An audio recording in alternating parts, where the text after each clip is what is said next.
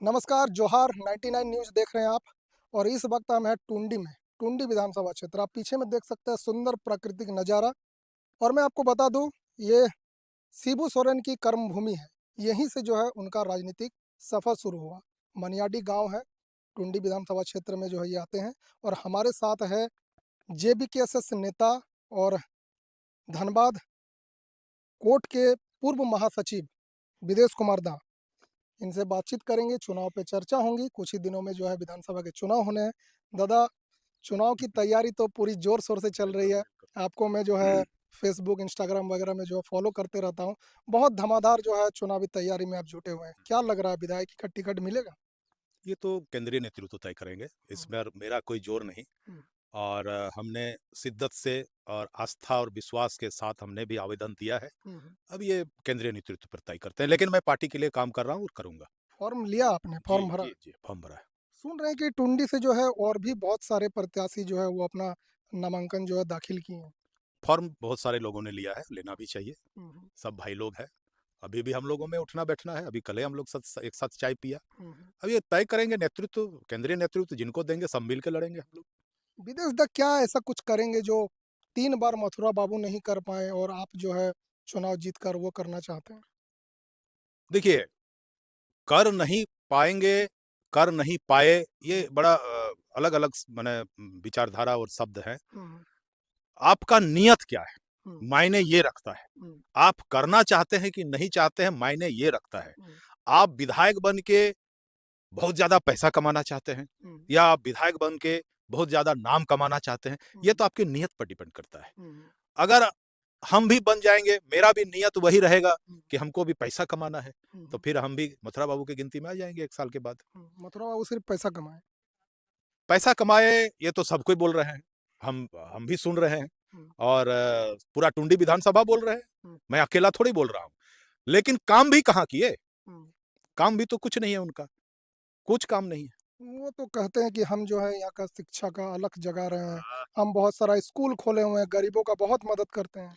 देखिए, स्कूल तो उन्होंने खोला है। हम्म, स्कूल उन्होंने खोला है, बहुत सारा स्कूल खोला है। बहुत तो हम जानते भी नहीं कितना खोला है। हम्म, लेकिन सुनते हैं कि उनका बहुत सारा स्कूल है, हम्म, बहुत सारा जमीन है। हम्म, ये ऑथेंटिक मेरे पास कोई पेपर नहीं है। हम्म, लेकिन टुंडी के चौक चौराहे पर यह चर्चा होता है। हम्म, आप तो चाची के होटल में बैठिए, चाय दुकान में बैठिए, तो ये चर्चा होता है। हम्म, टुंडी के होटल में बैठिए, चाय दुकान में बैठिए, तो ये चर्चा होता है। हम्म, लेकिन ये हम जानते हैं उनका बहुत सारा स्कूल है, बहुत सारा जमीन है। हम्म, लेकिन उस स्कूल का हम्म, क्या है? क्या वो मुफ्त में पढ़ाते हैं टुंडी विधानसभा के लोगों को? वो तो व्यवसाय है। उन्होंने एक व्यवसायीकरण किया है स्कूल का, शिक्षा का। हम्म, और सबसे बड़ा दुख की बात है कि एक विधायक, एक राजनेता, एक मंत्री शिक्षा का व्यवसायीकरण किया है। इसलिए उसको जनता कभी माफ नहीं करेंगे। यह मैं आपको दावा के साथ कह सकता हूं। जिस शिक्षा का वो ढोल ठोक रहे हैं कि टुंडी में उन्होंने शिक्षा का अलग जगह दिए, शिक्षा का अलग नहीं जगह है। वो शिक्षा का व्यवसायीकरण किया है। उससे वो पैसा कमाते हैं। आप पूछ लीजिए जाके उनसे।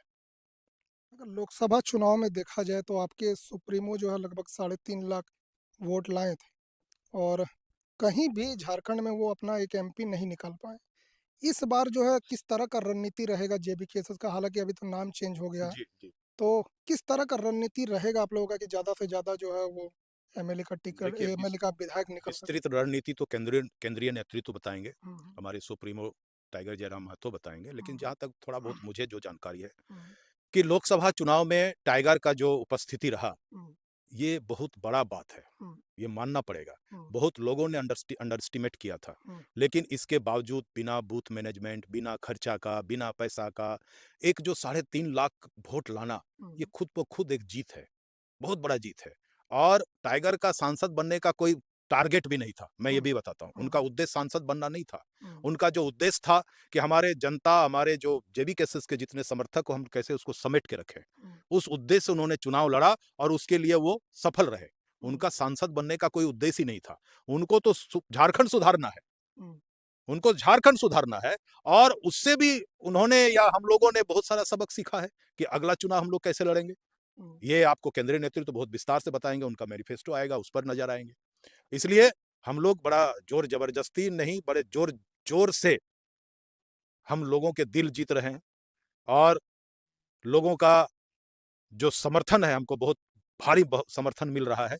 और इसी हिसाब से हम लोग पूरे दावे के साथ मैं कह सकता हूं, मेरा व्यक्तिगत विचार है कि इस बार निश्चित रूप से जेबी केसेस का सरकार बनेगी। अच्छा दादा ये एक टुंडी के धरती में, ये जंगल में मैं आपको बोल रहा हूँ, अच्छा ये सरकार बनेगी और टाइगर जयराम महतो मुख्यमंत्री बनेंगे, ये आप नोट कर लीजिए। अच्छा एक चीज मैं आपसे जानना चाहता हूँ, जी जब ये पार्टी बनी थी, जब जी संघर्ष जो है हम्म, अपने चरम पर था, जी उस समय बातें होती थी 1932 की, उस समय बातें होती थी नियोजन नीति की। हम्म। लेकिन जैसे-जैसे समय बीतता गया, कहीं न कहीं आपके सुप्रीमो जो है ये बातों को जो है वो दूर करते गए अपने से।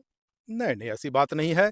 देखिए, सुप्रीमो टाइगर के पास समय बहुत कम है। हुँ, पूरे राज्य का देखभाल का जिम्मा उन्हीं के ऊपर है हुँ, और वो बड़ा बेहतरीन ढंग से काम कर रहे हैं। हुँ, उनका काम करने का तरीका और उनका काम करने का जो स्टाइल है, उनका काम करने का जो सिस्टम है, हुँ, निश्चित रूप से एक अच्छा परिणाम लाएगा। हुँ, अब इतने सारे मुद्दे, इतना बड़ा चुनाव, इतना सीट, इतना उम्मीदवार, इतना तरह की बातें, हुँ, 85 तरह के बातें, 85 तरह का पर्दा माने साजिशों को नाकाम करते हुए जो आगे बढ़ रहे हैं, मामूली बात लग रहा है आपको? इतना तरह का साजिश, कितना तरह का बदनाम करने का जो तरीका लोग लगा रहे हैं, कितना तरह का आरोप लगा रहे हैं, कितना तरह का माने गंभीर आरोप लगा रहे हैं। उसके बावजूद वो आदमी जो इतना निर्विरोध और निर्विवाद रूप से जो आगे बढ़ रहे हैं, ये तो ऊपर वाले का कुछ न कुछ तो करामती है कि उसको किस मिट्टी से जो बनाए हैं। ये कभी-कभी हमको भी लगता है कि निश्चित रूप से ये झारखंड के उद्धार करने के लिए ही पैदा हुआ है। अच्छा दादा और एक चीज़ जानना चाहेंगे, आप यहाँ के वोटर्स भी हैं, जी, आप यहाँ के स्थानीय हैं। जी। चंद्र प्रकाश चौधरी जी का संसदीय क्षेत्र भी है बिल्कुल, ये, बिल्कुल। ये भी गिरिडीह। उसी के संसदीय क्षेत्र में वो हम लोग खड़े हैं। हम लोग खड़े हैं। जी। यहाँ पर कितना विकास देख रहे हैं आप? कितना सहमत हैं उनके कार्यों से? यदि इतिहास गवाह है हुँ, कि सांसद चंद्र प्रकाश चौधरी जैसा बकवास और नकारा और क्या कहते हैं उसको, मैंने मैंने बेकार है, हुँ, कोई काम नहीं किया, मैं दावे के साथ कह सकता हूं। उनका काम करने का मन ही नहीं है यहाँ, उनको तो सिर्फ सांसद बनना था। हुँ, हुँ, मोदी लहर में वो सांसद बन गए।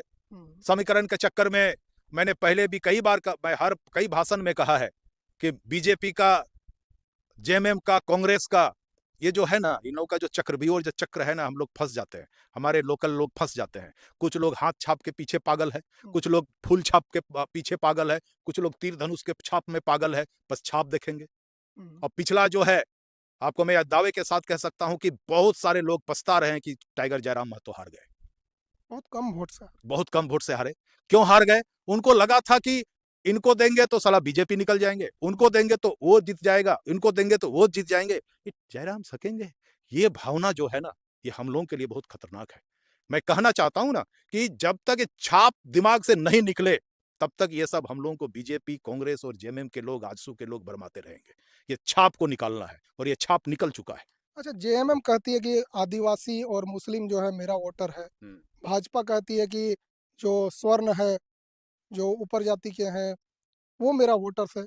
आपका वोटर्स कौन रहेगा इस हमारा चुनाव में? वोटर एकदम सर्व में है। हुँ, सारे लोग हमारा वोटर है। कैसे? एकदम, आप देख लीजिएगा। जेबी केसेस के पक्ष में आज के डेट में मैं बता रहा हूं, हुँ, मुस्लिम समाज भी है, हुँ, आदिवासी समाज भी है, हुँ, फॉरवर्ड भी है हुँ, और बंगाली समाज भी आ रहे हैं। आप देख लीजिएगा परिणाम, मैं दावे के साथ कह सकता हूं। अब वो समय खत्म हो गया। वो जो बपोती वोट जो समझ बीजेपी समझते बंगला भाषी को, उनका बपोती वोट है, हुँ। उनका बपोती वोट है। आदिवासी को जेएमएम कांग्रेस बपोती वोट मान के बैठा हुआ है, लेकिन ये बपोती वाला अब जा रहा है।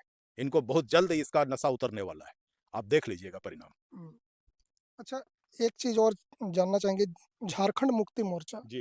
ये कुछ दिनों में आपने देखा कि हेमंत सोरेन जेल गए, हम्म। उसके बाद चंपई सोरेन जो है वो मुख्यमंत्री बने। जी 5 महीने के बाद जो है लगभग हेमंत सोरेन फिर जेल से छूट कर आए जी और चंपैदा जो है फाइनली कुछ दिन पहले घोषणा कर दिए कि हम जो है जेएमएम को छोड़ रहे हैं, हम्म। भाजपा में जा रहे हैं। ये जो पूरा समीकरण आप देख रहे हैं अभी राजनीतिक दलों का, इस पर आप क्या कहना चाहेंगे? देखिए, असल में हुआ क्या, हुँ, झारखंड मुक्ति मोर्चा निश्चित रूप से हुँ, आंदोलन का उपज रहा। हुँ, माननीय गुरु जी का आंदोलन का उपज रहा। हुँ, विनोद बाबू का भी पसीना है उसमें, हुँ, राय बाबू का भी पसीना है उसमें। हुँ, ये लोग बहुत जल्दी लोग इसको भूल जाते हैं। हुँ, उसमें विनोद बिहारी महतो का भी पसीना है, एके राय का भी पसीना है और सैकड़ों हजारों ऐसे लोग हैं जो शहीद हुए हैं। उनका भी पसीना है उसमें, लेकिन जेएमएम उन सबको भुला चुका है।